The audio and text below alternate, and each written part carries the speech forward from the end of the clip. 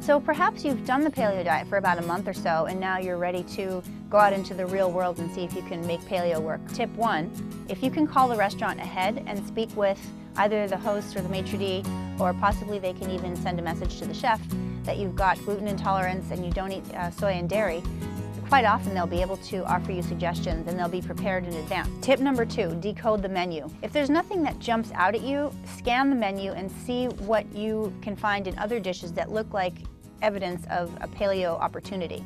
For example, if you don't see anything that is apparently paleo, you might notice that there's a breakfast entree with spinach. So you could ask if they would be able to prepare sauteed spinach to serve you instead of that pasta that comes with the fish you're thinking about getting. Modify.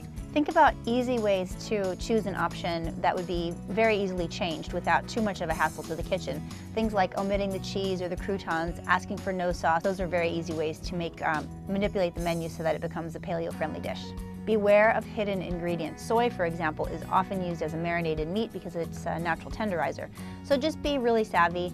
Again, it's always about delivery. Speak to the server and explain that you cannot eat soy, dairy, and gluten, those being the 3 main things that you'll most often find as hidden culprits. Be creative. There's nothing that says you can't eat broccoli for breakfast. So scan the menu and look, and maybe you see that there's a Caesar salad with a chicken option, so that tells you they've got chicken. Think in terms of food being food and not food being not food, rather than breakfast food, lunch food, and dinner food. Finally, be polite.